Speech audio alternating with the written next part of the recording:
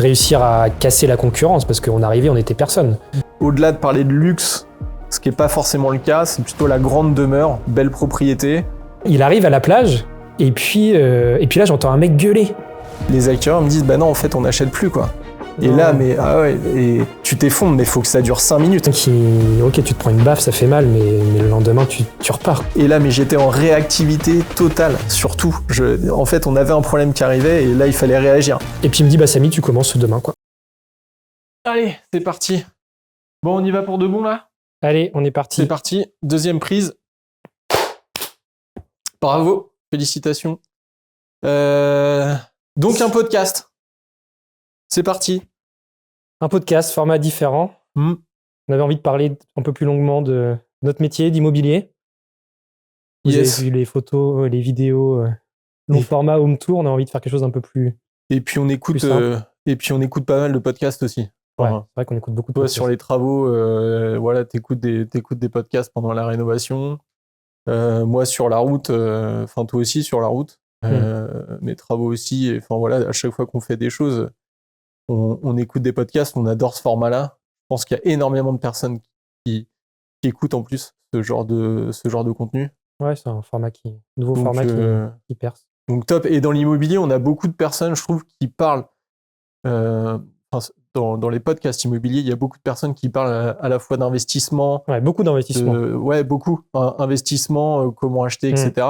C'est vrai que sur la transaction, le métier qu'on fait, il n'y a rien du tout. Non, ça peut ajouter justement un nouveau volume, quoi. Même sur YouTube, j'avais regardé, tu as pas mal de vidéos comment investir, rendement locatif, mais sur le métier d'agent immobilier qui est notre métier, rien. Il n'y en a pas. Donc, pas en France en tout cas. Enfin, on en connaît des agents immo qui font quand même des podcasts, mais après, dans quel environnement les sujets, etc., c'est vrai qu'il y en a peu, on va dire, qui font ce genre de trucs, quoi. Même US, je sais pas, parce que pour YouTube, on s'est très inspiré des États-Unis, et notamment d'Ines, pour créer les vidéos. Je sais pas s'il y a des agents immobiliers, j'ai pas regardé d'ailleurs, s'il y a des agents immobiliers qui font des podcasts. Bon, certainement aux US, ils sont tellement en avance ouais. Bon, le principe c'est un peu ça, c'est un épisode. Le premier, on le fait ensemble pour se présenter, parler un petit peu de nous, de qui on est, ce qu'on fait. Et puis je pense que l'idée après, ce sera d'aller dans des lieux différents, interviewer des gens différents, des propriétaires de manoirs, de châteaux, de belles maisons, des architectes, pourquoi pas. Enfin vraiment en lien avec l'immobilier, d'autres agents immo, pourquoi pas. Et avoir des discussions un peu plus profondes et pousser sur la vente. Sur la vente, vraiment la vente. Et sur la transaction, pardon. Transaction et vente, ouais. Bon, ici, on est ça me fait plaisir de te recevoir dans ce... Ouais, on est où? On est dans le pays d'Auge, c'est mon pays, ma terre natale. Non, pas natale, mais la terre où j'habite en tout cas. Et on est dans un pavillon de chasse du XVIIe siècle. Là, on est dans le pavillon de chasse du domaine. Dans le pavillon de chasse du domaine, exactement. Ok. Ouais. Donc du 17e, tous les décors sont encore là et le propriétaire a fait une rénovation c'est magnifique. Globale et le manoir est classé monument historique. Ok. Et donc l'objet de la rénovation a été supervisé par les architectes de manière assez poussée et il m'a raconté une anecdote notamment sur la salle qui est au-dessus. Il y a des beaux sols en pierre d'époque du 17e. Il a voulu refaire passer l'électricité, refaire un truc un peu plus propre et donc ils ont dû retirer chaque pierre, la numéroter. Non. C'était la 1, la 2, la 3, la 4. Pour remettre au bon endroit. Et après, ils ont remis exactement. Ok. Avec la même épaisseur de joint, le même défaut, le même... et toute la rénovation ici, c'est... Même les défauts. Tu refais pas en mieux. Mais non, c'est justement ça. Parce que classé monument historique, extérieur, mais aussi intérieur. Et intérieur, exactement. Ouais, donc, ok. Et donc là, les implications, c'est que si t'enlèves quelque chose, tu le remets exactement au même endroit. Bah déjà, avant d'enlever quelque chose, tu demandes à la DF si tu as le droit. Ouais, mais une fois que tu as le droit. Et vraiment, l'objet, le principe, c'est vraiment remettre tout au même endroit, exactement. C'est ce qu'il a fait, il l'a bien fait. Et donc là, on a un domaine, il y a 8 hectares, il y a 7 hectares de pommiers, il fait son cidre, son propre cidre. Ok. Pommier AOC, appellation d'origine contrôlée, Pays d'Auge. Il y a un marché énorme sur le cidre. Et je comprends pas pourquoi ça explose pas le cidre d'ailleurs. En fait, oui, pourquoi pas, mais pourquoi ça explose pas plus? Parce que normalement, aujourd'hui, les gens boivent de moins en moins et ça reste une boisson qui est pas très alcoolisée. Et donc en Normandie, c'est quand même un produit hyper normand. Et je comprends pas pourquoi le cidre explose pas en France en ce moment, la consommation, et même à l'extérieur. C'est vrai. Ah là là, c'est incroyable. Mais... Le calva, why not? Ouais. Ça passe. Ouais. Le jus de pomme, j'adore, mais le cidre, non. Et ça, on a plein d'alcools forts qui sont bien partis. Mais là, on invente plein de choses, des bières sans alcool, des bières très light, etc. Alors que le cidre, c'est... On pourrait faire du cidre sans pomme. Ouais, ou enfin, je sais pas. Mais en tout cas, du cidre. Et je sais pas, je pense qu'il y a un problème marketing. Enfin, je pense qu'au niveau marketing, il y a peut-être un truc à faire sur les producteurs de la cidre. Normandie, ça fait rêver. Donc, on avait pavillon de chasse. Et en fait, il y avait beaucoup de ces pavillons de chasse à l'époque. C'était pas des maisons, en fait, à l'époque. C'était vraiment des pavillons de chasse et ils venaient chasser. Ils invitaient tous les amis du domaine, ils venaient chasser et ils faisaient des grandes fêtes les festins d'après-chasse. Ils les faisaient dans des maisons comme ça. Et elles sont pas faites pour y habiter spécialement. À l'origine, elles n'étaient pas faites pour y habiter spécialement. Mais elles étaient faites vraiment dédiées à la chasse. Mais normalement, de toute façon, c'est raccordé à un corps principal. C'est le pavillon de chasse appartient soit à un château, soit à un grand manoir. Ouais, parce que ça peut arriver, mais ça peut être aussi. Souvent, c'est entouré de terre ou de forêt, tu peux avoir un pavillon de chasse en plein milieu d'une forêt. Tu n'as pas forcément un château à côté. Mais c'est vraiment l'idée de chasser, de fêter et puis de retrouver après la chasse. Donc voilà, pavillon de chasse qui est à la vente. Super, là en tout cas, c'est top de découvrir ce lieu et même, on a quand même de la chance, on enregistre un podcast, on n'est pas dans un studio, mais on est quand même dans un super lieu, quoi. Au coin du feu en plus. Non, c'est magique. Et donc on essaiera, je pense, de changer un peu les lieux, de rencontrer des personnes qui nous inspirent. Ouais, le prochain épisode, notamment là avec tu spoil déjà. Le château, ouais, j'ai envie. J'ai envie, mais ouais, voilà, le prochain, le château, le deuxième épisode qu'on compte faire, et justement, je crois qu'il est aussi classé monument historique. Il est classé monument historique également. Ouais. Donc c'est pareil, au niveau il pourra nous raconter en plus toutes ces histoires-là, là, je pense que ça va être intéressant. Mais donc du coup, on revient un petit peu à l'objectif présentation de ce podcast. Donc vraiment l'objectif, montrer des lieux. Voilà. Enfin, montrer des lieux, c'est de l'audio. Donc c'est de l'audio, mais donc du coup, on fait via le YouTube également. Donc là, justement, pour ceux qui nous écoutent, il y a le YouTube où on mettra aussi des plans un peu de la propriété en présentation. Mais vraiment, enfin voilà, être dans des lieux un petit peu incroyables, aussi rencontrer des personnes. C'est surtout ça. Voilà, et c'est surtout ça sur le podcast, c'est rencontrer des personnes qui ont fait soit des rénovations, soit des choses importantes dans le milieu de la transaction immobilière. On pourrait parler de trucs un peu plus techniques ou un peu plus embêtants dans un podcast, mais pourquoi pas des diagnostics immobiliers, etc. On en parlait la dernière fois, mais voilà, il y a vraiment plein de domaines sur lesquels on peut parler. Les architectes, les diagnostiqueurs, les notaires, et les propriétaires, surtout les propriétaires. Moi, j'ai envie qu'on axe avec les propriétaires, tu vois, qu'on aille voir des propriétaires, qu'on des histoires de ces gens-là. Des belles histoires à raconter. Et l'immobilier, la transaction, encore une fois, il n'y a pas grand-chose sur ce thème-là. Et puis, c'est notre métier. On peut quand même en dire deux mots. Hein. Oui, voilà. Ouais. Avant, justement, aussi de se présenter, d'aller un petit peu plus loin là-dessus, mais il y a aussi...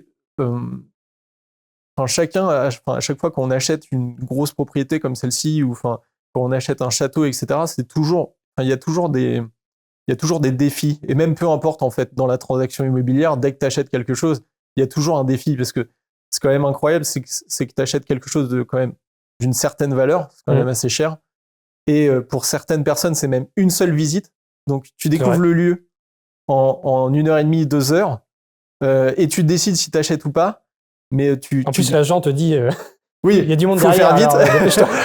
Donc du coup en fait la réflexion, ça va très vite, donc forcément tu découvres des choses au fur et à mesure. C'est toujours un défi, et je pense qu'effectivement partager les histoires des personnes qui ont déjà acheté, des personnes qui ont déjà rénové, des histoires sur les travaux, on en connaît tous sur toutes les échelles. Donc de partager ça sur un podcast, je pense que ça peut être top. Donc c'est pour ça qu'on est content de faire ça, et qu'on pense qu'il y a un truc à faire, et ça reste un média de communication sur lequel on n'est pas encore. On a la chaîne YouTube, effectivement. Après, dans l'immobilier, il y a Internet avec les plateformes. Là, le podcast en plus, je pense que c'est vrai que ça peut être vraiment pas mal et assez différenciant. Voilà, même sur les histoires. Oui. On va revenir quand même rapidement sur notre activité, parce qu'il faut quand même que les gens comprennent ce qu'on fait et ce qu'on fait au quotidien. Donc, on est agent immobilier, classiquement. On appelle ça aussi broker, realtor. Il y a plein de noms, en fait, finalement. En fait, qu'est-ce qu'on fait? On met en relation des vendeurs. Des vendeurs et des acquéreurs, des personnes en recherche. au-delà de la mise en relation, il y a quand même un vrai travail sur la mise en valeur, le marketing, etc. Mais c'est ça le but aussi, hein, montrer nos méthodes. Nos méthodes, ouais. Dans ce podcast-là, de montrer comment on fait, comment on accompagne nos clients. Nous, ça fait 10 ans qu'on se connaît. Ouais, ça passe vite. 10 ans, ouais, ça passe très vite. Hein. 10 ans, t'es vraiment arrivé en 2017 non, n'importe quoi, en 2014 du coup. Ouais, en 2014. La première fois qu'on a bossé ensemble, c'était en 2014. Ouais. Ah, c'est fou. C'est fou, ouais. Du coup, septembre, non? Enfin, aussi, parce que t'es arrivé en apprenti. En novembre 2014, je suis arrivé en apprenti dans les télécommunications. Incroyable. Et puis moi, j'étais commercial à ce moment-là. Non, j'étais avant-vente encore. Avant-vente ou commerce. Avant-vente, ouais. Donc, pure technique, ingénieur, ouais, ça n'a rien à voir avec réseau et télécom. Ouais, mais c'est génial. Mais oui, c'est ça, c'est ce qui est bon, quoi. Moi, je me rappelle des sessions de... Tu sais, on faisait des sessions de phoning. Ouais. Où il fallait appeler... Quand il y avait session de phoning d'organiser dans l'agenda, tous les matins, moi, je flippais. En tant qu'apprenti et tout, tu te dis, mais... C'est l'horreur. C'est l'horreur. Mais bon, après, ça va. T'as le premier appel qui est dur et puis après, tu passes puis après, on faisait des jeux, etc. Enfin, c'était... on arrivait à rendre la chose un petit peu ludique, etc. Mais c'est vrai que c'est une partie du commerce qu'on garde... Enfin, on fait pas des formateur. Bah oui, parce qu'on fait pas de session de phoning aujourd'hui, mais on a quand même cette partie prospection forcément qui est assez importante et qui est même aussi un petit peu plus délicate peut-être sur un marché haut de gamme où forcément les gens soit sont moins disponibles, soit ont vraiment pas de temps à nous accorder, etc. Donc c'est vrai que la prospection elle est un peu compliquée. On pourrait y revenir un peu plus en détail. Après, faut pas avoir peur de prendre le téléphone pour plein de choses, en fait. C'est juste ça. Au-delà de démarcher, tu peux avoir besoin de présenter une offre. Mais aujourd'hui, c'est la vie, de toute façon. Et c'est la vie. Le téléphone, c'est... Il y a des gens, moi je connais des gens qui ont peur du téléphone. Même prendre un rendez-vous chez le médecin ou autre, c'est... Ah non, tu le fais, hein, chérie. Ouais, voilà. C'est... non, mais complètement. Donc, bref, c'était très formateur. Donc, ça, c'était 2014. Après, on a monté une boîte ensemble. Ouais. Très formateur aussi. Ouais, incroyable. Première... C'est bon, on a cramé notre première boîte. Donc, on peut réussir maintenant. C'est bon. Dans le logiciel, très formateur, on est parti de zéro, sans argent, sans rien. On a réussi à monter un produit quand même. À le commercialiser. On a eu des clients quand même sympas. Hein. Ouais, c'était... Des gros clients. Et puis après, on s'est... grosse expérience. Puis après, le réseau aussi que ça apporte. Hein, parce que c'est vrai que nos clients aujourd'hui, dans le créneau dans lequel on est, que c'est pareil, on en parlait tout à l'heure, mais au niveau du segment, nous, on est plus sur la grande demeure en Normandie, assez grande propriété, vieille pierre, manoir, château. En plus, nous, on a une appétence un petit peu là-dessus. On aime bien, aime bien ce genre de propriété. Toi, en plus, tu es en pleine rénovation d'un petit château aussi. Donc, voilà, c'est vraiment ta passion. Après, c'est facile. C'est ce que je dis un peu tout le temps, mais c'est facile parce qu'en Normandie, il n'y a pas de villa californienne, quoi. Donc, il y en a très peu. Donc, c'est un peu plus facile de se mettre sur ce segment-là. Mais c'est pour ça qu'au-delà de parler de luxe, ce qui n'est pas forcément le cas, c'est plutôt la grande demeure, belle propriété, et surtout un segment de recherche et d'attente et de budget. Et parce que le métier d'agent immobilier, même s'il y a des contraintes différentes, mais c'est un peu le même métier si on est sur si on est sur un marché à plus faible budget. C'est sensiblement le même métier. Il y a juste certaines choses. Là, on est obligé de parler anglais parce que la plupart, on va dire une bonne partie, plus d'un tiers de nos clients sont quand même étrangers. Et donc, je reviens à notre échange, c'est que ce sont des étrangers, des chefs d'entreprise pour la plus grande partie. Oui, bien sûr. Voilà, c'est ceux qui ont les plus gros budgets aujourd'hui pour pouvoir acheter les propriétés qu'on gère, quoi. Ouais, donc, la création de notre boîte nous a quand même apporté du réseau et une capacité à parler à des chefs d'entreprise, on a beaucoup appris, quoi. Je me rappelle il y avait un apprenti à l'époque où j'étais encore dans les télécommunications qui me disait Samy, comment on fait pour faire du réseau? Et il m'avait dit, moi je vais à des événements et tout, mais ça marche pas, je m'inscris à plein de trucs. Mais c'est dur dans les events. C'est dur. Et je lui avais dit, mais tu leur dis quoi ces gens-là? Il me dit, non, je me présente, je fais du réseau, machin. Je dis, non, pour faire du réseau, il n'y a qu'un seul truc. Il faut avoir un projet. Tu peux pas faire de réseau sans avoir de projet. faut que tu aies un projet à présenter, un projet à pitcher, un projet à défendre. Et en fait, ce qu'on a fait avec la boîte, c'était ce projet-là qui nous a permis de rencontrer des personnes assez influentes dans nos zones géographiques respectives, de se faire ce petit réseau qui aujourd'hui nous sert toujours. Hein. Et c'est des rencontres intéressantes, quoi. Rencontres intéressantes, ouais. Je me rappelle plus combien on avait mis de capital. Je crois 10 chacun. 10 chacun, ouais. Et je dis toujours que c'était la plus belle formation de ma vie. Ouais. Bon, elle a coûté un peu cher quand même. Et elle a coûté cher. Mais bon, il y a des formations à 10 000 € sur Internet maintenant. Ouais. Non, mais c'est ça. Hein. Donc c'était pas un échec, c'était... Enfin, on n'a pas forcément réussi, mais c'était... Non, mais voilà, même au-delà de ça, après, il y avait eu aussi des événements extérieurs et ça a été une assez grosse frustration. J'en ai parlé il y a pas longtemps, là, justement, avec quelqu'un, mais c'est vrai que... Et ça participe aussi à l'objet... Enfin, pourquoi on crée un podcast aujourd'hui, hein, c'est que... En fait, on s'est, même dans notre création de société, on s'est mis à créer du contenu. On a même fait vriller totalement nos cerveaux sur la création de contenu et comme quoi il y a vraiment que ça de vrai aussi pendant cette période-là parce que en fait, on a créé du contenu sur notre société au moment où on était quand même vraiment en galère. Pour moi, c'est la plus grosse erreur qu'on ait fait, c'était à ce moment-là. Oui, tu te rappelles qu'on a payé, on se demandait comment avoir plus de clients. On a payé un prestataire. Ouais, on a payé un commercial, ouais. C'était énorme. Je sais plus c'était quel budget, mais c'était 30 000. Ouais, c'est ça. Qui lui était chargé de faire du phoning, quand finalement on aurait pu faire par nous-mêmes. Ouais. On a cramé les 30 000 et il s'est rien passé. On s'est dit merde. Ouais. Et là, il fallait qu'on trouve une solution. Et c'est là qu'on est parti sur la création de contenu. Exactement. Et on a créé plein de contenus vidéo sur notre produit, etc. Et puis là, on avait un client par jour. Un client par jour qui arrivait. Et malheureusement, c'était un peu trop tard. Mais c'était trop tard, ouais. En fait, parce que le temps entre la création de contenu et le moment où ça prend, tu vas compter minimum 6 mois, même si ça va plus vite maintenant, parce que, et on va dire à l'époque, même si c'est pas si vieux que ça, mais le contenu n'était pas consommé comme il l'est consommé aujourd'hui. Mais ouais, ça nous apportait un client par jour à des moments où on pouvait même plus offrir la solution. On était en bout de course, on n'avait plus de moyens, on n'avait plus rien, et on pouvait plus répondre correctement malgré les gros clients qu'on avait drainés grâce à ça, quoi. Donc, on avait des entreprises du CAC 40 quand même. Oui, c'est ça. Ouais. Donc, c'était belle histoire. Après, toi, tu pars en MBA. Tu t'es dit, je veux structurer un peu plus l'approche entrepreneuriale ou... Ouais, c'est ça. C'est que, en fait. Je vais arrêter de faire des conneries. C'est ça, je vais arrêter de faire des conneries parce que. Mais c'est ça, en fait, quand tu crées une entreprise, tu commences à savoir où est-ce que tu as des défauts. Ouais. Et là, mais j'étais en réactivité totale, surtout. En fait, on avait un problème qui arrivait et là, il fallait réagir. Je me rappelle encore la première fois qu'une personne m'a dit, mais ok, vous gérez bien votre trésor, donc on avait de l'argent sur nos comptes, on avait de l'argent et tout était bien géré en trésorerie, mais je gérais mal le bilan, par exemple. Et là, et on risquait de fermer notre boîte alors qu'on avait encore de l'argent dessus, on avait tout ce qu'il fallait, mais en fait, vu qu'on n'avait pas géré le bilan, enfin bref, ça c'est une des erreurs où je me suis dit, ouais, il faut structurer, etc. Donc, effectivement, un an de formation derrière.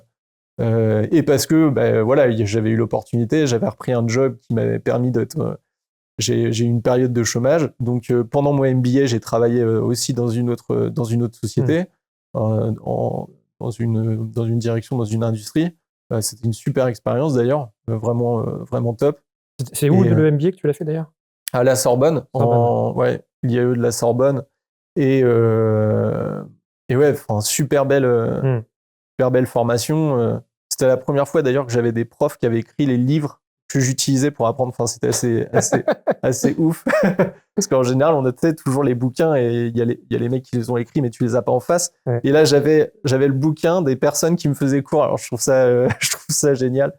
Bon, bref, mais c'est... Ça t'a permis de prendre peut-être un peu de la hauteur sur tout ça. Et... C'est vrai que moi, j'en ai une image quand même. On a travaillé comme des chiens quand même. Bah ouais. Moi, je me rappelle de 8h, 2h du mat, et c'était souvent. Ouais, c'est ça. Et je veux plus jamais faire ça. Ouais.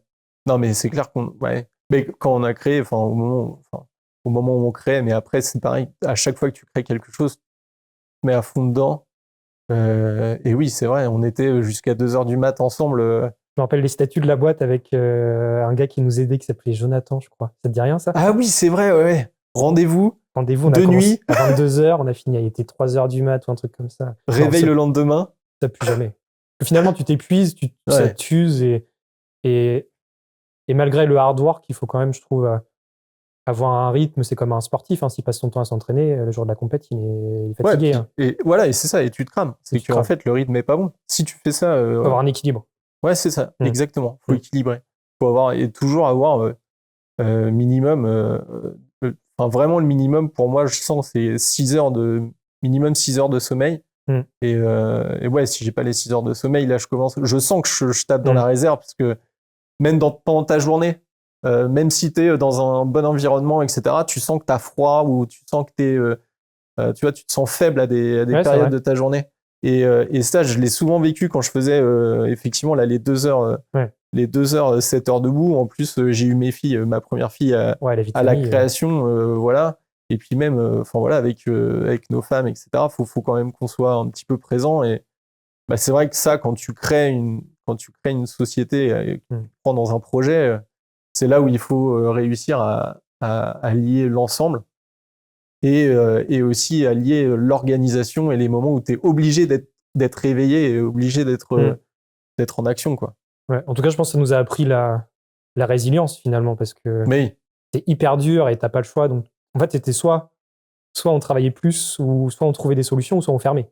En fait, t'avais que 2 options. Soit tu fermes, si t'es pas content, t'arrêtes, tu fermes.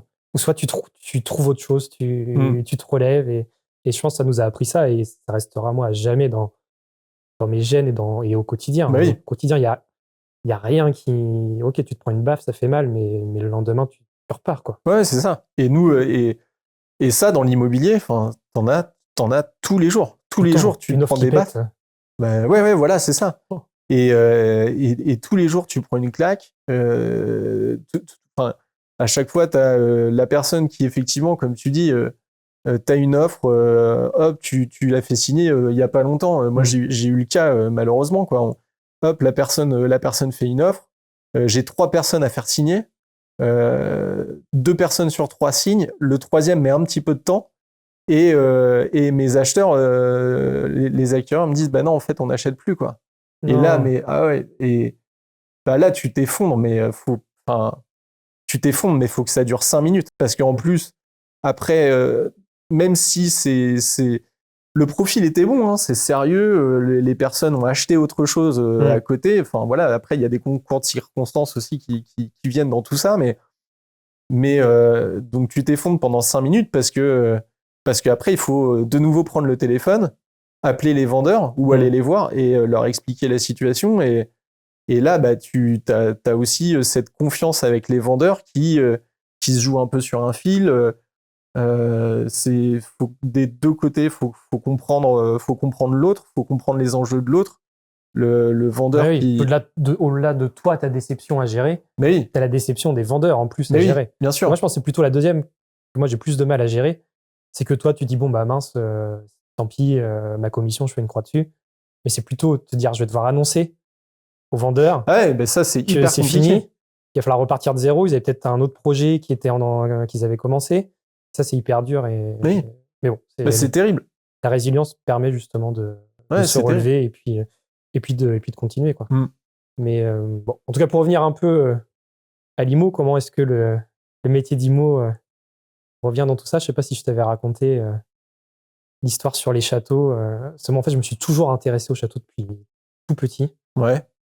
Je me rappelle toujours avoir le bouquin. Mes parents m'avaient acheté un bouquin qui s'appelait Les 1001 châteaux de France, et il traînait sur ma table de chevet. Et puis, je regardais les palais gigantesques et j'étais fan.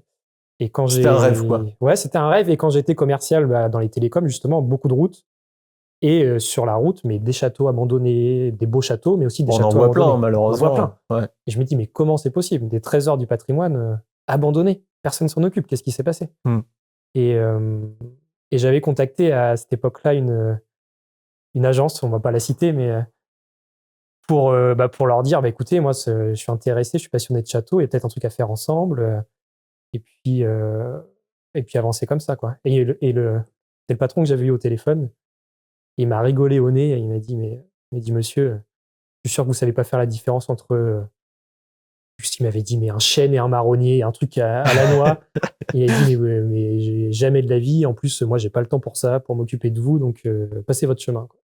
Ouais. Mais c'est dégoûté. Et après, je me suis dit, ça, la personne te dit ça, quoi. Ouais. Moi, j'avais 25 piges, bon, tu te prends une claque, c'est pas grave, quoi. Et après, je me dis, bon, on va créer une association parce que, du coup, l'association qui s'appelle Sauve mon château, dont l'idée est de recenser tous les châteaux. Donc, j'ai une carte, on avait fait une carte, je sais pas, je dois avoir 600 châteaux abandonnés en France. Abandonnés. Abandonnés. Donc, pas que ceux qui existent, quoi. Ouais, abandonnés. On est à combien de châteaux déjà existants?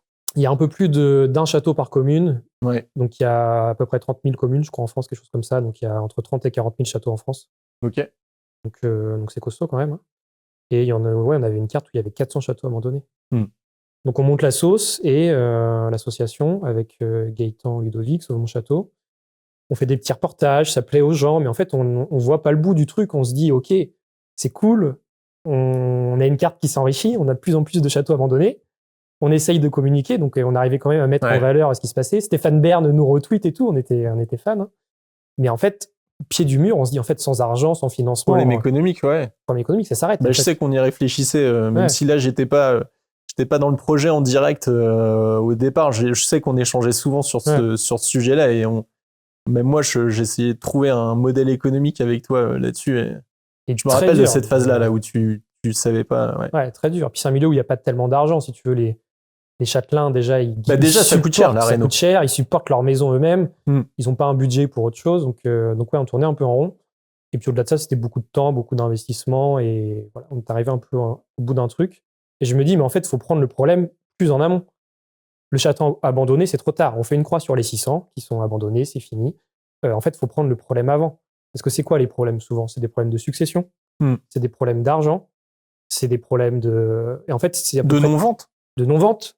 Et donc, en fait, le problème... et ça rentre dans succession et problème d'argent, quoi. Ouais. C'est que la succession, faut vendre. Quand tu n'as plus d'argent, faut vendre avant de plus avoir d'argent. Et après, tu rentres dans un cercle vicieux où ça se dégrade, ils sont visités, il y a de l'urbex.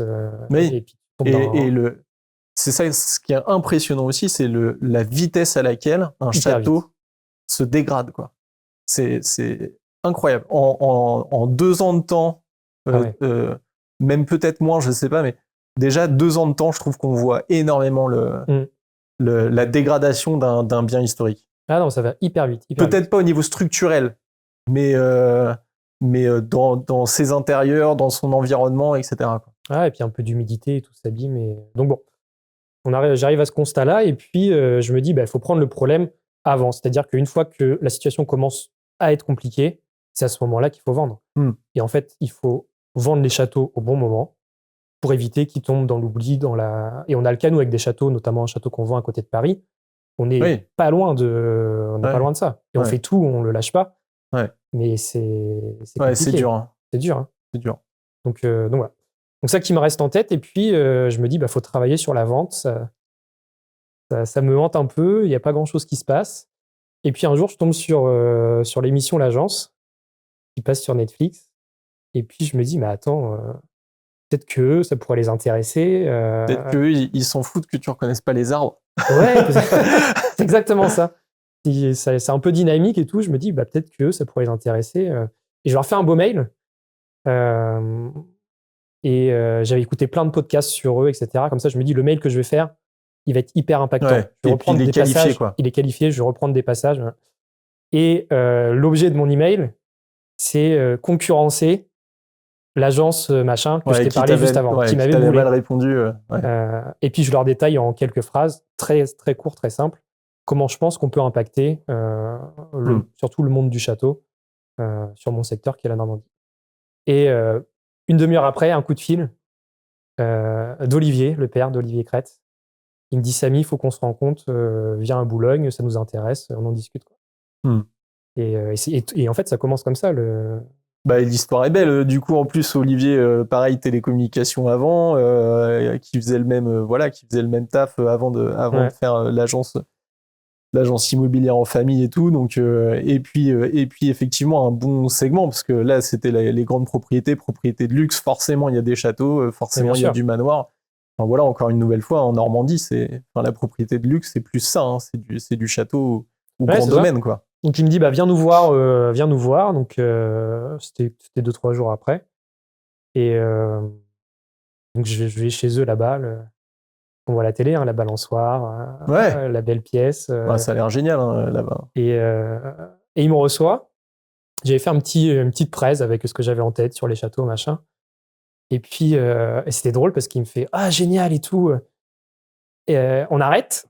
Et puis, il y a Martin qui passe. Il fait « Martin, viens voir, il nous a préparé quelque chose. Il faut vraiment que tu regardes. » Donc, genre, il me dit « Recommence au début. » Donc, je recommence au début. Je vais représenter mon truc. Tu recommences la Puis là, il y a Valentin qui passe. Il fait « Ah, Valentin, viens voir. » Et il me dit « Bah, recommence au début. » Recommence au début, allez. Et puis, je venais juste plus présenter un plan sur la communication. Je faisais un peu de photos de château. Et puis, il me dit « Bah, Samy, tu commences demain, quoi. » Génial. Je commence demain, c'est-à-dire je vais faire des photos pour vous. Ah non, il me dit là, j'ai reçu un appel tout à l'heure d'un château en Normandie, d'une maison à Deauville. On va y aller ensemble et tu lances la Normandie avec nous. Ok, donc formation sur le terrain, c'est parti. On suit sur le l'exemple d'Olivier qui te donne les tips au fur et à mesure et puis autodidacte quoi. Comme on a toujours fait, on va dire dans les boîtes ou dans les projets qu'on a lancés quoi. Enfin, de toute façon, personne, enfin il y a pas d'études non plus pour créer une société, il y a pas d'études pour, il y a plein de choses. Alors je dis il y a pas d'études, c'est vrai et pas vrai, c'est que la plupart du temps c'est école de commerce ou même dans notre école d'ingé, on avait des cours de création d'entreprise, mais voilà, personne va te donner une recette en quelque sorte pour développer un territoire en immobilier. Quelles sont les méthodes exactes. De toute façon, dans le business au général, il n'y a pas spécialement de recettes finalement. Non. Enfin, c'est aller voir des gens, leur parler, prendre son téléphone comme on disait tout à l'heure.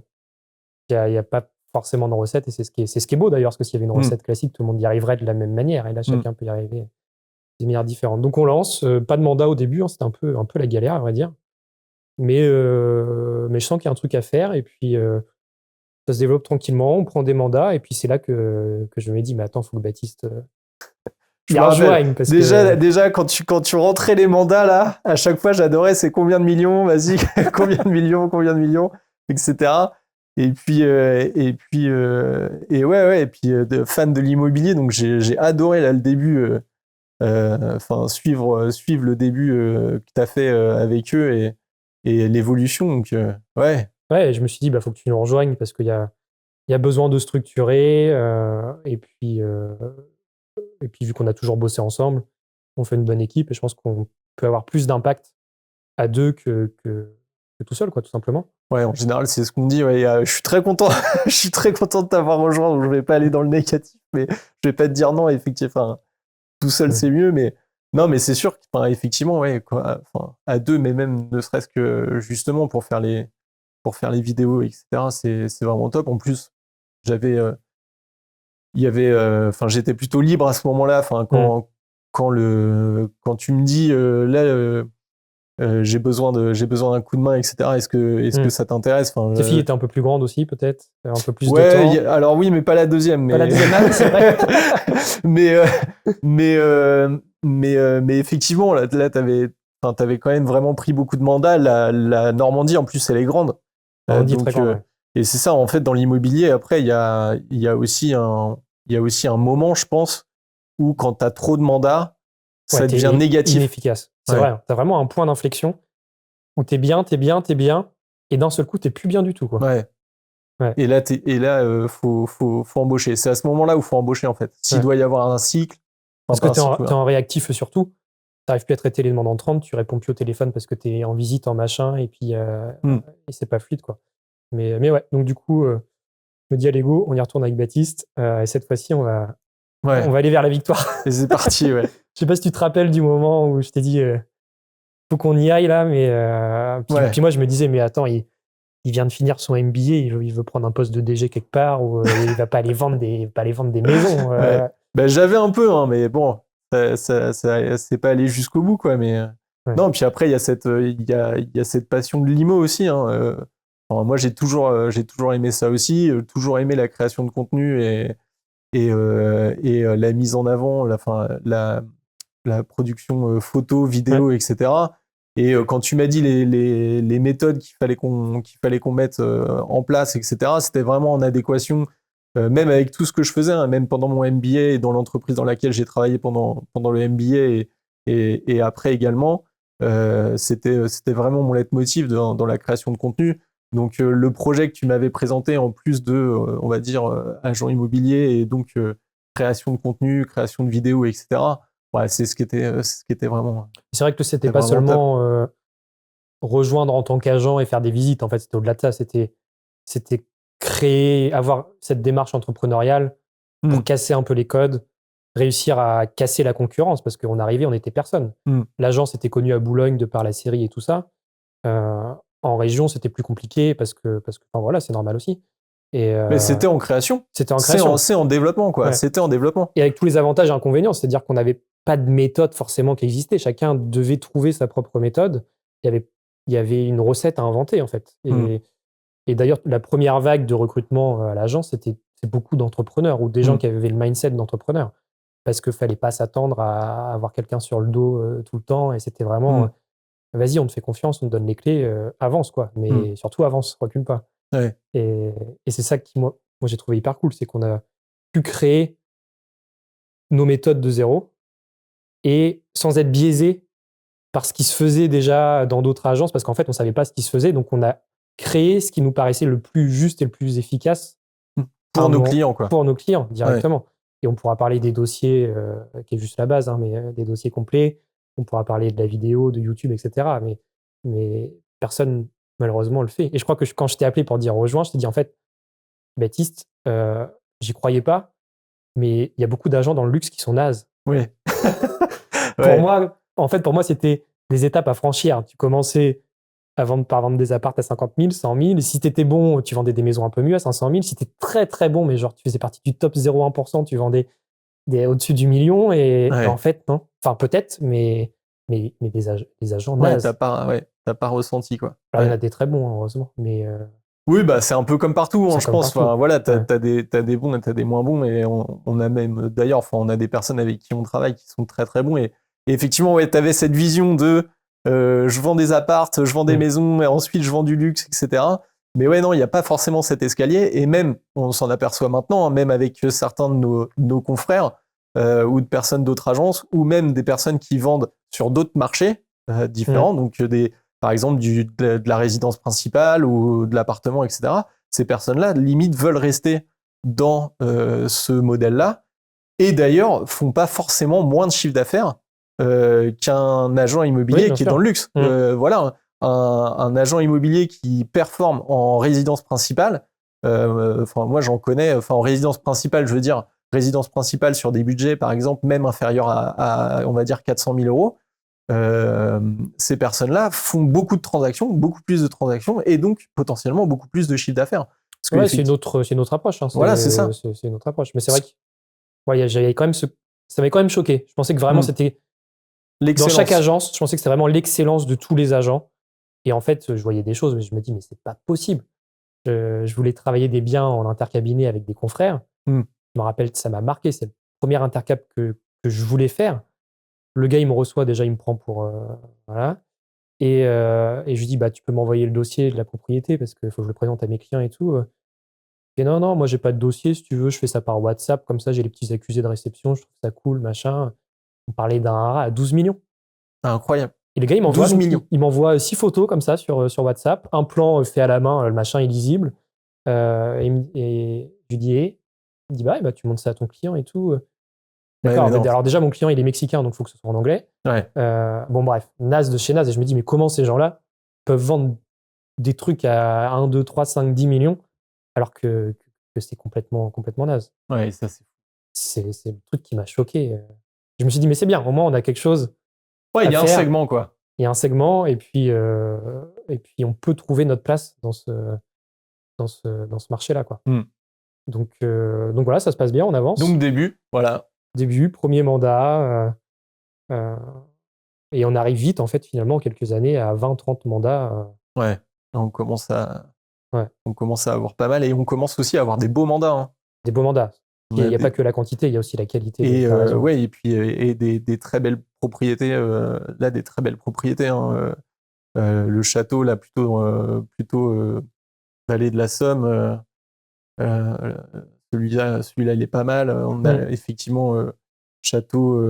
On a pas mal de châteaux en Normandie. Là, t'en as sorti un quand même. Ouais. Il est quand même magnifique. Ouais. Petite revanche, celui-là. Ouais, et celui-là, c'est vraiment. Enfin, ouais. Parce que, pour la petite anecdote, ce qui est drôle, c'est qu'on se retrouve face à cette première agence dont je vous parle depuis le tout début. En plus. Donc, on était tous les deux. Les propriétaires connaissaient pas notre agence à nous. Et c'est une mise en relation d'un châtelain qui a un château que j'ai vendu son château. Et il parle à ces gens-là, il leur dit bah écoutez, moi je connais Samy, ça s'est bien passé, si vous voulez, je vous mets en relation.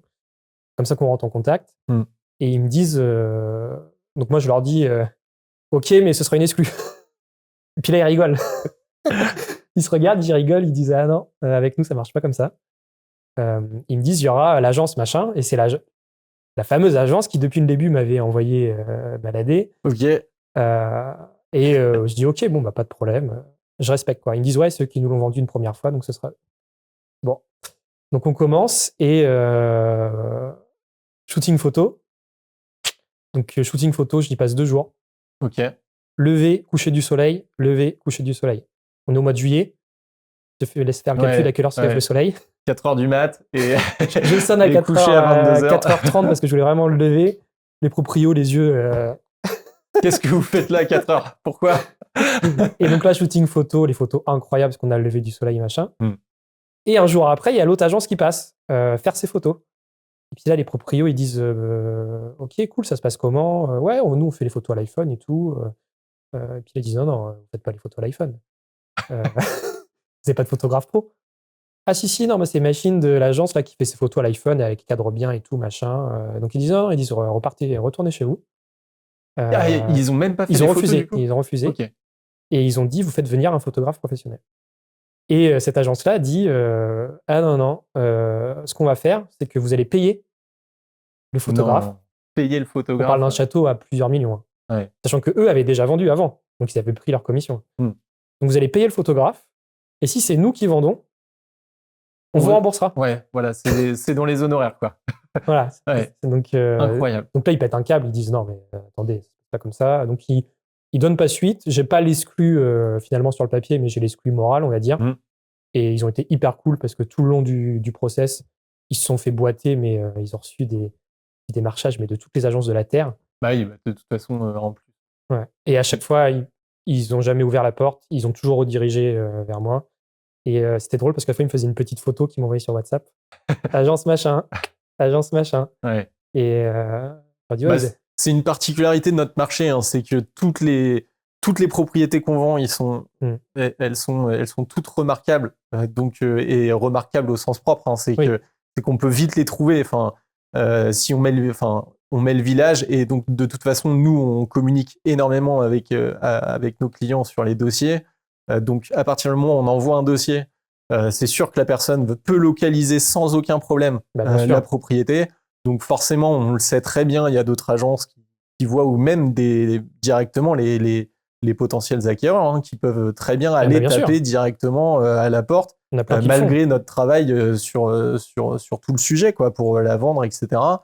Toute la diffusion marketing. Enfin, voilà, c'est très simple de trouver les propriétés qu'on vend. Voilà. Ouais, elles sont tellement uniques et c'est assez facile. Mais en tout cas, voilà, super histoire. Et puis on vend le château. C'était un vrai challenge parce que c'était un record. Vraiment, le montant était vraiment record pour la région. On le vend face à la concurrence, donc petite fierté personnelle. Et, ouais, c'est top, hein, bravo. Comme quoi, dans la vie, il y a peut-être un karma, je me dis, parce que celui qui m'avait envoyé bouler il y a quelques années, s'il avait été un peu plus sympa, peut-être que j'aurais intégré son réseau. Et c'est vrai. Voilà, peut-être que la vente, je l'aurais fait avec lui. Ouais. Et donc voilà. Et puis surtout, derrière tout ça, une histoire humaine. Je pense que dans notre métier, c'est peut-être la plus belle chose. C'est que, on voit des belles maisons, on va pas se le cacher, mais les propriétaires et même les acheteurs, les acquéreurs sont attachants. Enfin, pas tous, mais il y en a, là, on est devenus amis, mais on s'écrit toujours. Hein. Parce qu'ils sont pas arrivés là par hasard, ils ont pas ces maisons-là par hasard. Oui, non, mais ouais. Et beaucoup de propriétaires, justement, toutes les histoires qu'on a avec les différentes personnes, toutes les histoires que les personnes ont. Et moi, je sais qu'il y a des propriétés, notamment là, le dernier, le château. Alors, je croise les doigts, on est en pleine négociation de l'offre. Normalement, ça va le faire. Ouais, normalement, c'est bon.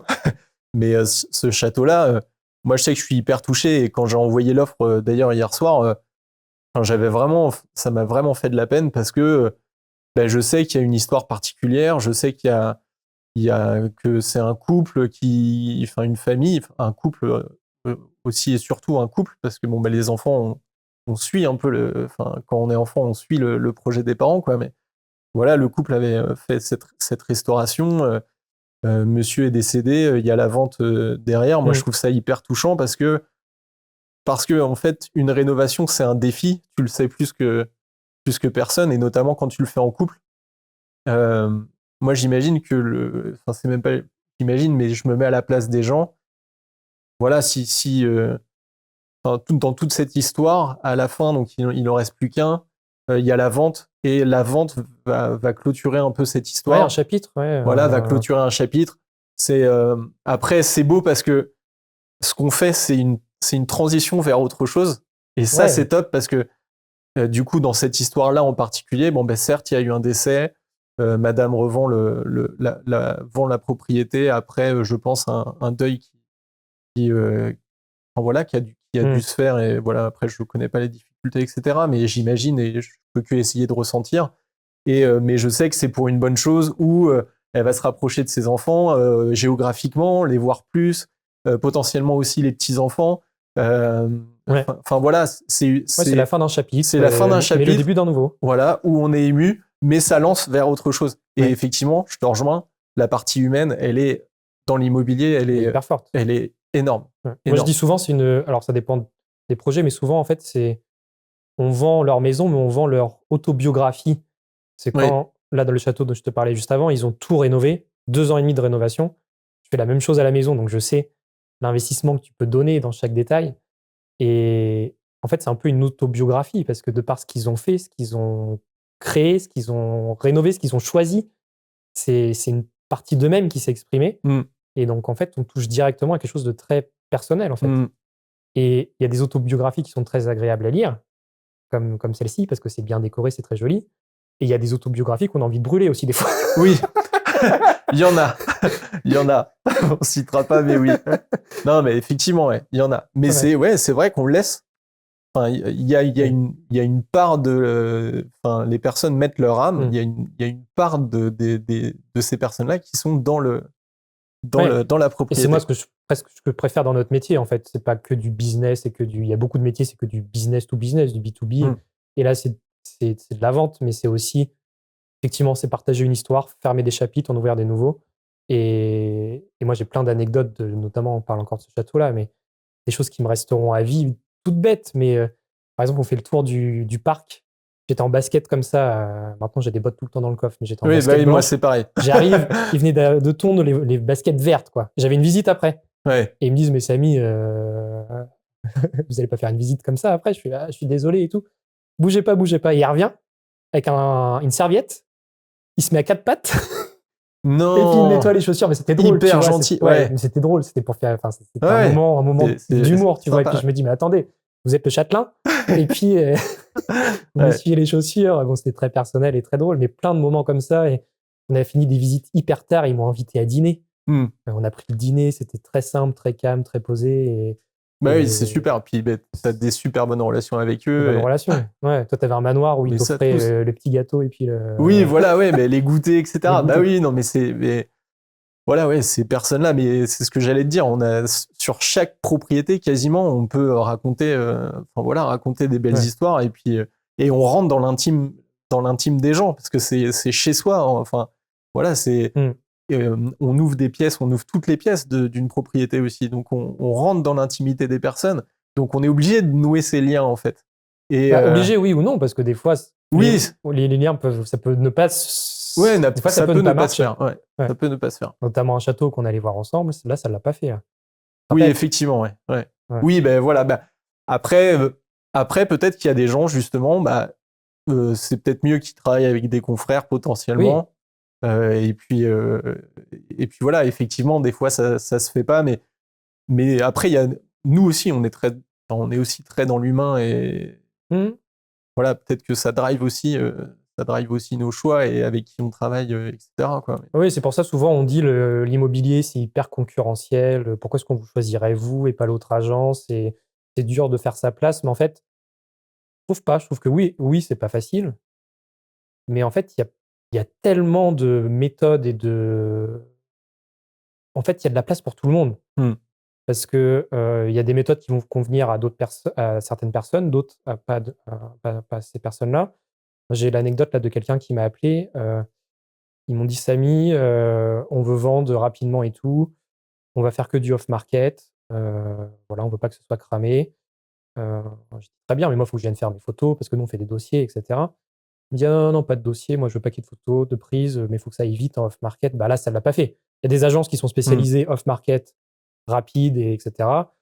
Nous, c'est pas notre créneau parce qu'on sait que nos clients qui sont des fois à l'étranger, même souvent à l'étranger, qu'est-ce qu'ils veulent? Ils veulent un dossier complet avant de se déplacer. Ils veulent avoir toutes les infos. Et donc, en fait, ce bien-là, bah, moi, je l'ai pas pris parce que ça correspondait pas à notre ADN et ça a laissé la place à d'autres agences. Bien sûr. Après, oui, voilà, c'est pas le off-market, c'est ne pas communiquer sur la maison, quoi. Voilà. Ouais. C'est ne pas communiquer sur l'intérieur de la maison, quoi. Parce qu'on peut faire du off-market tout en mettant des belles, en présentant des belles photos. Enfin, c'est juste qu'on diffuse pas sur les plateformes et on diffuse à notre réseau, quoi. Quand même.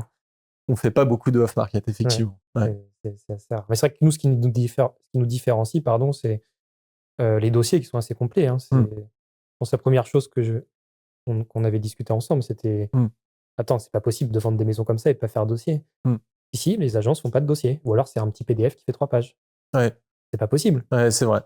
Bah là, j'ai eu, notamment, l'une des dernières ventes que j'ai faites où le notaire, il dit c'est incroyable le détail qu'il y a à la base, mais en même temps impératif parce que et c'est ça qui m'avait séduit dans ta façon de bosser à la base aussi. Mais nous, on avait l'habitude aussi de faire ça pour notre boîte avant, où on faisait des dossiers quasiment pour chaque client. Enfin voilà. Et des propositions commerciales qui correspondaient, qui étaient détaillées avec des slides, etc. Enfin, je pense qu'il y a aussi cet ADN-là qui remonte. Et après, on a aussi une demande de nos clients qui nous disent il faut pas faire du tourisme immobilier, il faut bien, bien cibler nos acquéreurs. Qualifier, cibler. Voilà, qualifier. Et si l'acquéreur, il n'a pas un dossier complet sur la propriété, il va faire une visite, mais il va découvrir des choses en visite. C'est ça. Voilà. C'est tellement plus facile de pas faire de dossier. Bah oui. Et du coup, tu enchaînes les visites. Et d'ailleurs, même, tu peux donner une fausse appréciation de ton travail parce qu'en fait, limite, tu vas donner de la satisfaction à tes clients vendeurs parce que donc, tu vas faire la dose de visite. Mais le problème, c'est que c'est pas acheté derrière. Voilà. Personne n'achète derrière. D'ailleurs, nous, notre ratio de visite est extrêmement faible par rapport à la concurrence. De par ce dossier et de par ce tri qui est fait avant. Par contre, le taux de transformation, il est beaucoup plus fort. Beaucoup, beaucoup plus fort. Et en fait, je pense que le dossier complet vient pas du fait de se dire bon, il faut un beau dossier et tout, c'est l'image marketing, mais c'est qu'en fait, je pense que nous, on n'aime pas être mis à défaut et que nos clients nous disent bah écoutez, les gars, vous aurez pu nous le dire, ça, ou fallait le savoir, ça, quoi. En fait, on préfère faire ce travail-là une bonne fois pour toutes, être très honnête, qui est notre démarche, en fait, c'est tout le temps l'honnêteté, la transparence. C'est ce qui plaît d'ailleurs à nos clients. Et de leur dire voici le dossier, je suis allé voir le PLU. On fait même des cartes où on voit où se lève le soleil, couche le soleil, voilà, pour dire jusqu'où on va. Les parcelles cadastrales, il y a toutes les parcelles qui sont listées, tous les diagnostics sont faits. Il y a des plans, on fait nos plans nous-mêmes, on refait tous les plans des propriétés, de la propriété. On reprend des photos de toutes les pièces. Il y a vraiment un client. Et d'ailleurs, c'est peut-être pour ça qu'on ne fait pas beaucoup de contre-visites. Je sais pas si toi tu fais beaucoup de contre-visites. Non, c'est vrai que. C'est qu'en fait, le dossier, c'est la première visite. Là, j'ai envie de te dire, oui, par exemple, celle qu'on est en train de faire, là, il y a eu une contre-visite. Ouais. On en a fait une contre. Mais non, effectivement, sur 2 fois, pas de contre-visite. Et même une fois, coup de cœur sur dossier, photo, etc. Et les personnes ont fait une offre sans visite. Ouais. On n'aime pas trop ça. Bon, là, c'était un peu. Mais c'est allé au bout. Ça s'est fait. Il y a eu la visite quand même. Mais les personnes ont dû faire de manière un petit peu urgente. Et c'est grâce à ces méthodes-là. Je pense que 90% de nos mandats sont exclusifs. Et 90% de nos clients ne revisitent pas, font des offres à la première visite. De par ces méthodes, de par cette qualification. Par contre, je pense qu'on fait 4 fois moins de visites ou 5 fois moins de visites Ouais, peut-être, ouais. qu'on n'est pas en exclu que les autres agences. Peut-être. Même Et c'est impératif aussi pour nos clients qui viennent de l'étranger. Je veux dire, t'as beau être millionnaire, tu vas pas prendre un avion pour faire une visite d'une propriété où tu as vu la photo d'extérieur, quoi. Enfin, voilà, il faut que tu connaisses l'intérieur de la maison, faut que tu aies déjà fait un pré-ciblage, quoi. Voilà, qu'il y ait toutes les informations, qu'il n'y ait pas de défauts, qu'il n'y ait pas ces défauts-là, parce que les défauts d'une propriété peuvent être des avantages pour les autres, etc. Et inversement. Et ça, ouais, on prend pas l'avion pour visiter une maison où on n'est pas presque sûr qu'on va se positionner, quoi. Enfin, ça veut pas dire que toutes les visites aboutissent sur une offre. Non. Mais ça va pas être parce que... Il n'y a pas de grosse déception déjà. Voilà, c'est pas parce que ça c'est du simple vitrage au lieu du double. Voilà, c'est pas pour ça. C'est pour des raisons autres, quoi. Parce qu'il faut aussi un coup de cœur, faut aimer, Bien faut sûr. être dans un bon environnement. Et ça, les énergies, tout comme on dit, hein, c'est de l'humain, c'est de la sensation, c'est de l'émotion. Et ça, il faut avoir l'émotion, il faut avoir la sensation quand on arrive dans une maison, même si on la voit et qu'elle est belle en photo, etc. Une fois qu'on est à l'intérieur et qu'on la visite, là, on ressent les choses. On a cette sensibilité de dire oui, là, je veux que ce soit chez moi. Voilà. Oui. Et ça, c'est hyper important. Donc la visite est quand même impérative, même. C'est obligatoire. Même si tu peux trier un petit peu avant. Parce que... Non, je suis d'accord avec toi. Donc ces méthodes-là qui marchent bien et qui finalement nous différencient de la concurrence. Et jusqu'aux visites vidéo, aux reportages YouTube. On aimerait bien en faire plus quand même, mais c'est pas facile. Hein. Ouais. Bah, déjà, on peut pas être deux partout parce que sinon, t'as jamais venu t'accompagner, je pense. Je sais pas. Mais enfin, on peut pas être deux partout parce que la Normandie est un peu trop grande. Et puis après, les vidéos, après, tout dépend ce qu'on veut faire. Mais dans notre objectif des vidéos YouTube reportages, ça nous prend quand même énormément de temps. Moi, je me rappelle la première vidéo, je sais pas, je pense que je prends 1 mois et demi à la faire, le montage, etc. Bon. Ouais, mais elle a performé. Elle fait combien de vues aujourd'hui ? Oui, non, c'est sûr. Bah, on est à plus de 800 000. On est à 850, je crois, 850 000 vues. C'est ce format Château Tour que j'avais un peu expérimenté sur l'association Sauve Mon Château. Sur Sauve Mon Château. Qui performait pas autant que ces vidéos-là. Mais c'est un format qui marche bien. Bah, on s'est inspiré de ce qui se faisait aux US avec Enes Imalzer. Et Inès. Serran aussi, je crois, il fait un petit Ryan peu. Ryan Serran qui fait un peu ça, ouais. Et en fait, personne ne le fait en France. Mais on sait pourquoi personne ne le fait. Oui, ben voilà. Ouais. Donc maintenant, on va un peu plus vite. Je sais plus, le dernier, on l'a sorti en 3 semaines peut-être de travail. Ouais, 3 semaines de travail. Donc du coup, combiné à notre métier de tous les jours. Donc voilà, c'est pareil. C'est pas comme si on n'avait rien à faire. Et c'est vrai que c'est un différenciant quand on arrive. Le dernier château qu'on a vendu, le gros château là. Pour l'anecdote, il y avait 3 ou 4 agences en place. Ça faisait 2 ans qu'ils traînaient. Ils avaient une clause de off-market, pas de diffusion, clause pénale apparemment. Je ne l'ai pas vu, mais c'est ce que nous a dit le propriétaire. Incroyable ça. Et de par les méthodes qu'on a développées, qu'on lui a présentées, de par le reportage type YouTube qu'on lui a présenté, on sort toutes les agences, on prend l'exclu, on obtient le droit de diffuser et on a juste le prix. Et résultat, on l'a vendu en quoi, en 3 mois. On a tourné en août, ça, non ? Ouais, en août. Je crois qu'on a tourné en août et puis là, on a eu l'offre signée en fin septembre. Ouais, non, on a dû faire juillet. Non, c'était juillet. Ouais, juillet, puis ça devait être octobre l'offre, mais bon, c'est sorti. Je crois que c'est sorti avant le 15 août. C'est sorti la semaine du 15 août. Ouais. La vidéo. Août, septembre, allez, 2-3 mois pour un château de cette taille-là et à ce prix-là. On parle de plus de 4 millions. C'est quand même. Ouais, là, c'est un succès. Un beau succès. Encore une fois, celui-ci, c'est face à cette agence depuis le début là que. Encore ? Ouais, encore. Ah oui, c'est vrai. Mais oui, ils nous détestent. Je pense qu'ils nous détestent. Mais nous, on les aime bien. On aime c'est tout le monde. fini. Ça y est, c'est blacklist. Mais ils nous détestent. C'était un beau moment. Et puis, tu te rappelles du tournage. On a passé 2 jours là-bas. Ouais, le tournage ouf. D'ailleurs, il faut que je finisse les backstage. Ah oui, il y a cette vidéo-là. Ouais, je suis en train de faire le montage, mais là, on a plein de sujets. On a le podcast là qu'on lance, on a le catalogue, enfin bref, le magazine qui doit sortir, mais ça c'est pareil, je spoil. Ouais. mais ouais, non, il y a les backstage. 2 jours là-bas.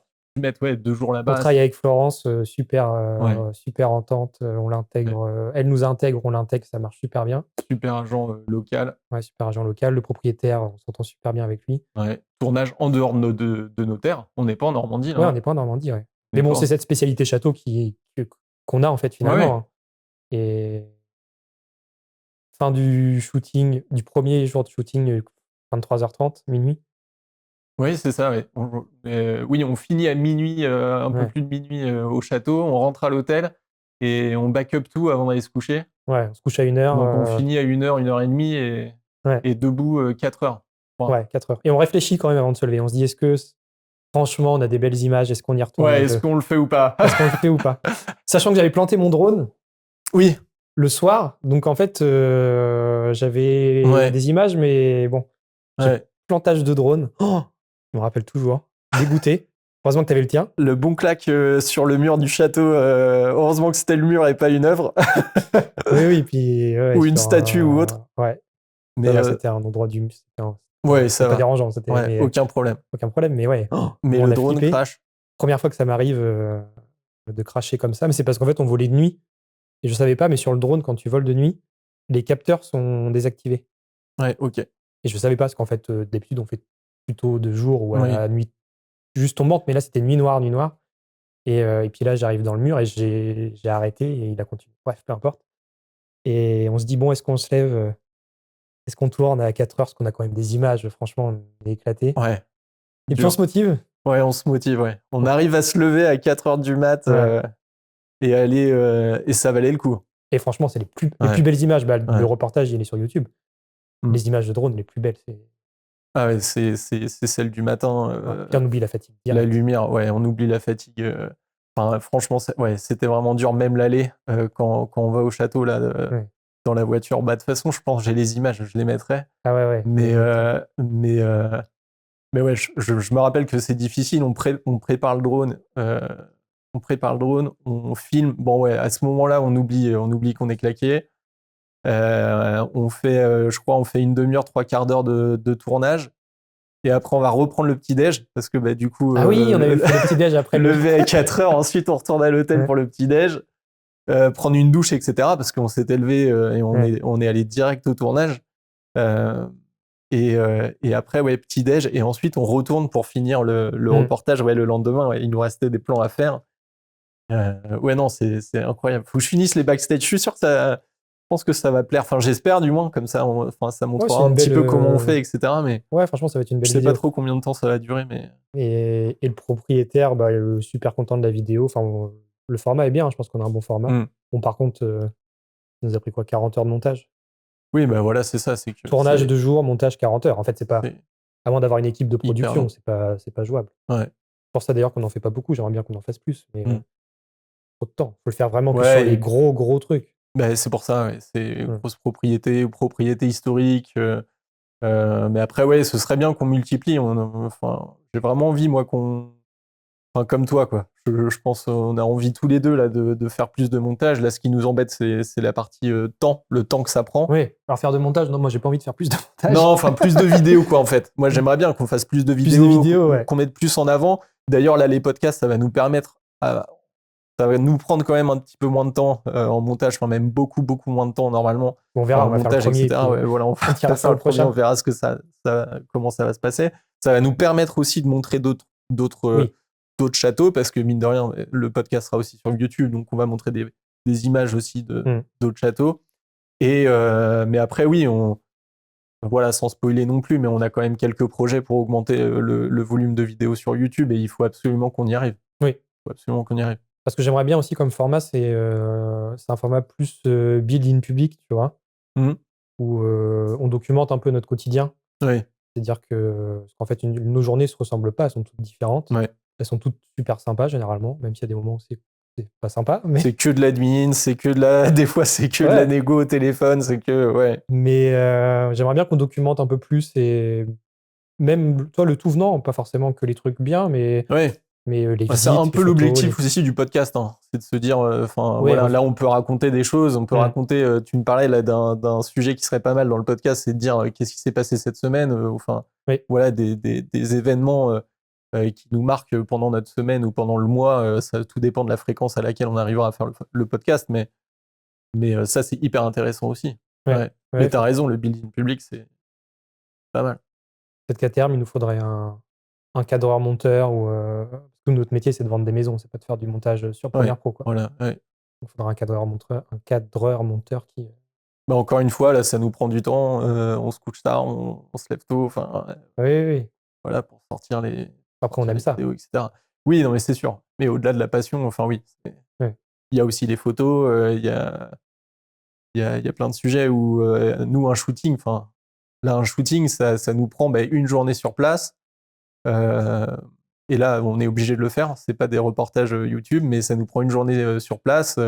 Au maximum, on sort 1000 photos. Minimum, je pense que je sors 200 photos sur une propriété. Parce qu'on fait nos shootings nous-mêmes. Il y a plus d'un nous disent mais pourquoi vous faites ça? Ça sert à rien. Ouais. Vous êtes mieux de. Ouais, mais on n'aurait pas les dossiers qu'on a alors à moins de mettre effectivement le budget. Et d'ailleurs, je trouve que les budgets alloués au shooting photo sont très faibles. Et je pense que le métier de photographe, et même dans l'immobilier, le métier de photographe immobilier, en tout cas, je parle pour le secteur que je connais, je pense qu'il est quand même pas très bien mis en valeur, du moins. Je pense qu'il est sous-valorisé. Ouais, il est sous-valorisé, c'est sous-payé. Mais il est aussi sous-coté. Oui, c'est ça. Ouais. C'est qu'on pense qu'en fait, une photo, c'est une photo, mais en fait, non. Non, c'est un œil, c'est ensuite une retouche, c'est une atmosphère. Parce que quand on va prendre une photo, on va prendre l'atmosphère. On allume les lumières, des fois tu fais un feu, tu vois, et on prend cette atmosphère. Voilà, il y a un œil, il y a un moment, il y a une émotion qui doit passer dans la photo. Et en plus, la photo, c'est quand même la première chose que les gens voient. C'est vrai. Pour se décider d'acheter. Donc ça veut dire qu'en fait, si on est cohérent, tu as quelque chose que tu vends avec une commission qui va être d'environ 50 000 balles environ dans commission agence. Ça dépend ce que tu voire vends, plus. À quel prix, mais oui. Voilà, tout dépend à quel prix on va vendre, quoi. Mais 5%, on va dire en général, entre 3 et 5% de la vente d'une propriété se joue sur des photos. Sur le premier truc. Voilà. Donc oui, c'est sous-coté, c'est sous-valorisé. Je trouve que les shootings se payent pas assez cher. Donc après, nous, on le fait nous-mêmes, donc c'est un peu facile de dire ça, mais moi, si je devais facturer, si je facturais le prix qui est facturé aujourd'hui, mais tu le fais pas. Pour en vivre, c'est très difficile. Tu le fais pas. Très difficile. Enfin, après, il faut faire d'autres... C'est peut-être que, d'ailleurs, beaucoup de photographes qui font dans l'immobilier font bien sûr autre chose voilà. Et nous on a appris et on a beaucoup appris d'ailleurs et beaucoup exercé pour pouvoir avoir un bon niveau. Il y a des photographes professionnels qui ont un niveau très certainement au-dessus de nous, etc. Voilà, c'est certain. C'est certain. Nous, on a fait ce choix de le faire par nous-mêmes et d'apprendre. Et pour l'instant, ça va, tout se passe bien. Mais c'est vrai que à chaque fois, et j'ai des amis photographes maintenant, j'ai des relations aussi souvent avec des photographes qui sont dans d'autres régions, etc. Quand je vois combien ils facturent les shootings, je suis assez choqué. Ouais. Et même du budget alloué. Donc, mais c'est vrai qu'on me dit, mais pourquoi vous faites? Après, je suis pas sûr qu'on serait plus productif sur le business si on faisait si on déléguait. Pourquoi? Parce que déjà, faut que tu ailles sur place avec le photographe. Jamais tu dis, c'est là-bas et. Voilà, c'est ça. Il faut que tu ailles sur place. Donc, quitte à être sur place, tu peux taffer. Ensuite, les plus belles photos, on le sait, c'est quand la photo, c'est quoi? C'est la lumière. Donc, pour que la lumière soit belle, pour qu'une photo soit belle, il faut que la lumière soit belle. Pour que la lumière soit belle, il faut qu'il y ait du soleil, un soleil assez doux, basse lumière. Souvent, c'est tard ou c'est très tôt. Je te parlais du château, là, je me suis levé à 4h et quelques, j'ai sonné à 4h30 pour shooter à 5h au mois de juillet. Tu connais un photographe Oui, non, mais si, ce serait le cas, mais pas à 250 balles, quoi. Ouais, et surtout, peut-être que les très très bons viennent de Paris. Nous, on est à 2 heures de Paris, donc en fait, le gars. Ouais, donc là, c'est un shooting à 1 500 €, 2 000 €. Ouais. Ce qui d'ailleurs se rentabiliserait peut-être sur l'opération, hein. Mais c'est Oui. pas dans les mœurs, en tout cas, des agences immobilières. Et ce que j'aime bien aussi, c'est que souvent, on fait notre rendez-vous d'estimation, on y retourne pour le mandat, et le 3e rendez-vous, c'est la photo.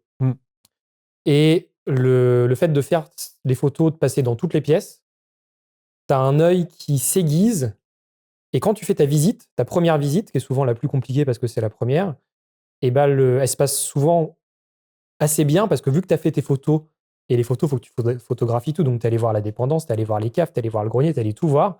En fait, la première visite avec les clients se passe plutôt souvent bien. Et puis les retours des clients sur les photos sont souvent positifs. Donc, voilà. la blanchisserie, quand il a reçu les photos. Bah oui. On va vendre plus cher, quoi. Je crois qu'il t'avait dit ça. On va la vendre dans 2 jours et on va augmenter le prix. Voilà, parce que les photos sont. Ouais. Mais même au-delà de ça, en fait, même un photographe, et surtout au prix auquel ils sont payés, donc totalement compréhensif, mais tu vas jamais avoir. Moi, je sais que c'est 200 photos à peu près le plus petit shooting que je vais faire, environ. Je dis peut-être des bêtises, mais on est sur ces environs-là. Et ça nous permet d'avoir un dossier complet.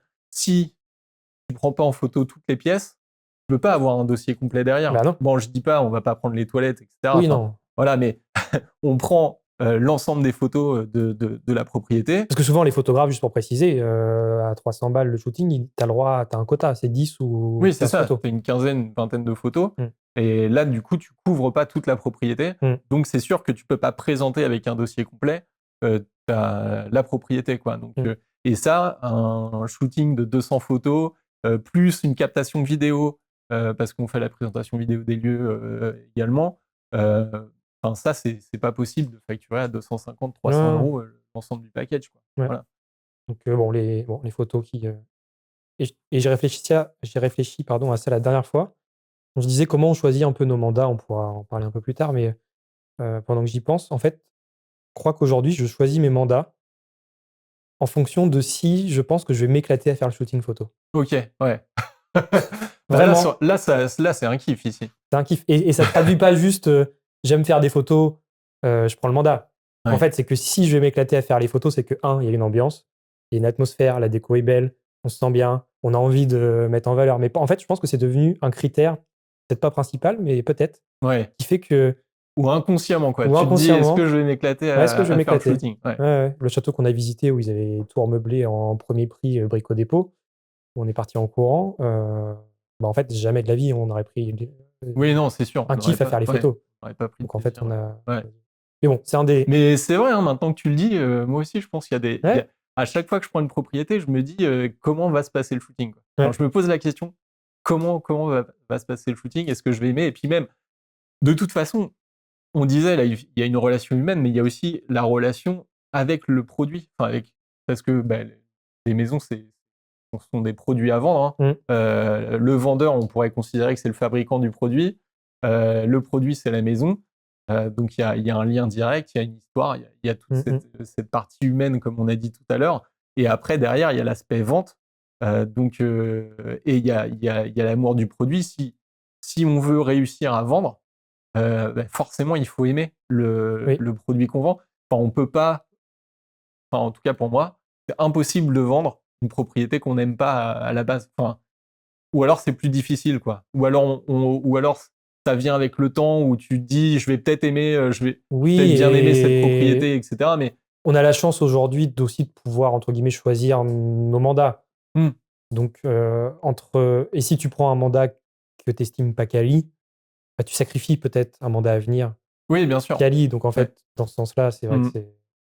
Mais de toute façon, on reviendra sur tous ces sujets-là. On va pas tout.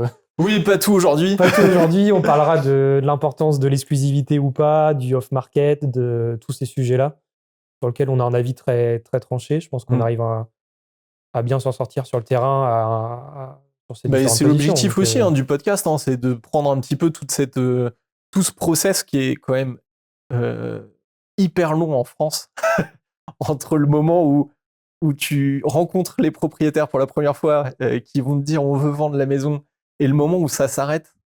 au moment où c'est vendu, il y a minimum 3 mois qui se passent. Ouais, c'est ça. Et ça, c'est minimum. Hein. C'est si tu vends le lendemain de la prise de mandat, enfin presque, on peut réduire les délais, mais c'est hyper long et les étapes sont longues. Entre voilà, les échanges, le shooting, et là j'en passe déjà des étapes, parce qu'il faut négocier le mandat, faut faire tout ça, faut voir comment on va travailler ensemble, est-ce qu'on peut travailler ensemble.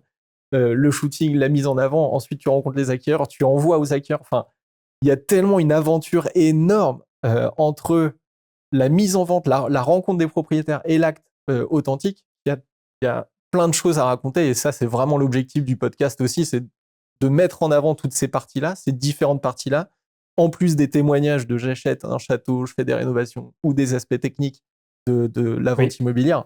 C'est qu'il y a déjà ici un terrain de jeu énorme à présenter aux différentes personnes, quoi. Où tout le monde pourrait avoir un intérêt de savoir comment ça se passe, quoi.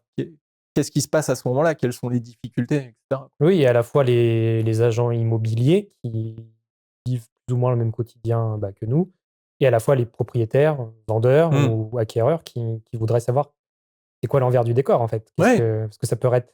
Souvent, on nous dit « Oh, ça va, la commission pour une visite, ça va, tranquille. » mais c'est pas qu'une visite. C'est pas que ça, voilà. Et c'est loin d'être que ça. Et souvent, c'est beaucoup de visites. Et souvent, on se dit d'ailleurs, la commission, là, c'est pas cher payé. Ouais, voilà. Donc, non, mais complètement. Donc c'est tous ces sujets-là je pense qu'il est intéressant d'aborder et puis d'échanger. D'ailleurs, on se disait ça peut être pas mal de créer un petit groupe d'agents, je sais pas trop comment on pourrait le faire, ou de propriétaires. Ouais, c'est déjà plus ou moins ce qu'on voudrait créer. Et ouais. Avec la formation, on arrive à lancer. On fera la partie agent. Mais peut-être qu'en commentaire, vous pouvez nous dire ce qui... Ouais, faudrait nous dire, même des sujets. Soit des sujets, des choses vraiment importantes. Là, on commence le premier épisode et puis on a déjà plus ou moins trouvé le deuxième. Mais ce qui serait bien, c'est que ceux qui nous écoutent nous disent un petit peu qu'est-ce qu'il faut mettre en place, qu'il faut aller voir. Sur quel sujet ils sont intéressés. Est-ce que c'est des travaux de propriété?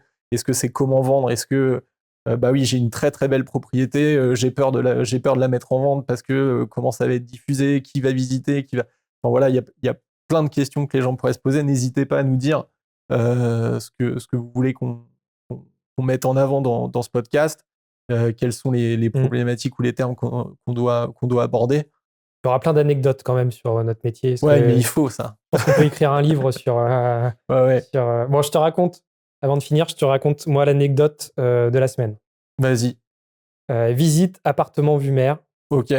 Vue incroyable, à côté de Deauville. Ça, c'est bien, ça. Ouais, ça, c'est bien. Plaisir. On fait la visite, ça se passe bien, et il me dit, vous avez marqué dans l'annonce, il y a un petit chemin et tout. J'avais marqué accès à la plage par un chemin privé. Ouais. Il dit, vous avez marqué ça et tout. Ouais. Et en fait, honnêtement, j'étais jamais allé. C'est le propriétaire qui m'a dit, ouais, moi, je descends à la plage et tout, par ce petit chemin. Donc, je l'avais noté. Et donc, on cherche et tout, on trouve le chemin. On descend avec le client. Bon, chemin un peu escarpé, on manque 2-3 fois de tomber. D'accord. Et puis, il passe devant moi parce qu'il est un peu plus à l'aise. Donc j'imagine trop la scène, le mec. Tu vois, j'étais pas serein, j'étais jamais allé. Je savais même pas sur quoi on allait tomber. Donc on descend. Il me dit, vous y êtes déjà allé et tout? Je fais, ouais, c'est pas mal. Allez-y. Allez-y, j'ai un peu de mal, mais allez-y et tout. Donc il descend, on descend. Et il arrive à la plage. Et puis là, j'entends un mec gueuler. Tu vois. Non, mais une personne qui est sur la propriété ou... Non, au niveau de quelqu'un qui était sur la plage, apparemment. Okay. Parce que moi, j'étais pas encore arrivé à la plage, j'étais encore dans le chemin. Le client était arrivé à la plage et j'entends quelqu'un gueuler. Je me dis, mince, qu'est-ce qui se passe et tout. Donc, je descends un peu en courant. Je me dis, j'espère que tout va bien. Et là, je vois le client et qui est nez à nez avec un mec qui est à poil. Complètement à poil. Et en fait, on était arrivé, je ne savais pas, mais sur une plage, la seule plage, le bout de plage naturiste à côté de Deauville. Non. Et donc là, le gars à poil.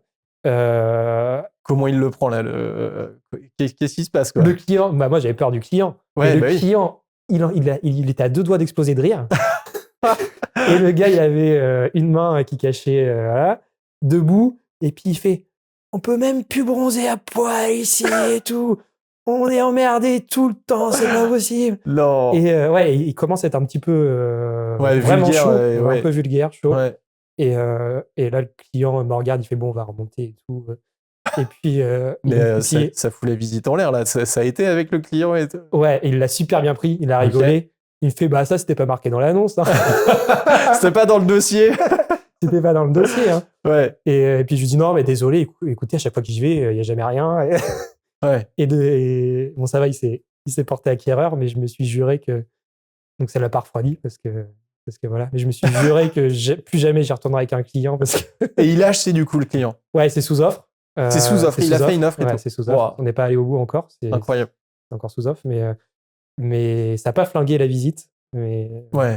Donc voilà, une des anecdotes. Et dingue. Je pense que franchement, que toutes les semaines on a une. Ah bah oui, mais non, mais c'est sûr. Moi, c'était un peu la séquence émotion tout à l'heure, enfin sur l'offre oui. Et puis sur une négociation qui m'a vraiment vraiment perturbé. Et là, on est au bout. Mais ouais, la négociation a été assez complexe et je me posais vraiment des questions sur comment réussir, etc.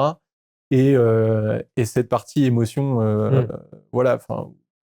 Ça commence à se terminer. C'est le début de la fin parce que le métier d'agent immobilier, en fait, ce que je dis assez souvent, c'est quand on a une offre que ça devient difficile parce que c'est à ce moment-là où il y a les négociations qui arrivent.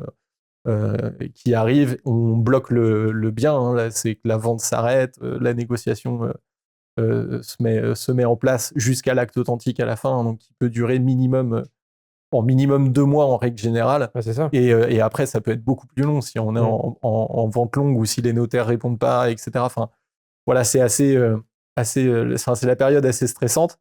Mais ouais, voilà, moi, c'est plus l'émotion là. Ouais, séquence émotion cette semaine. Ouais, c'est pas que des fous rires ou que des trucs drôles. Non, voilà, c'est ça. C'est voilà, des pages qui se tournent à chaque fois. Et... Ouais. Bon, on va voilà. Donc là-dessus, je crois que t'as tes filles à t'occuper. Ouais, ça va être retour après là. Et puis pas que ça là. Ouais, j'ai une signature de compromis là. Il faut que ça. Oui, faut mettre en phase les notaires justement, et ça doit être sur la semaine prochaine. Donc ouais, non, il y a encore pas mal de taf là. Après le podcast, ça va être sur le feu en appel, etc. Et après, ouais, ce soir c'est la famille. Ok, puis après week-end. Et week-end. Après. Pas de visite. Si, une visite demain matin. Voilà, on va voir. C'est à la plage. Et dans une belle propriété. C'est toujours ce que je dis. Hein, les visites, c'est toujours. C'est la partie plaisante. Ouais, c'est toujours le kiff. On adore ça. Enfin, de toute façon, on adore les propriétés qu'on vend. Donc.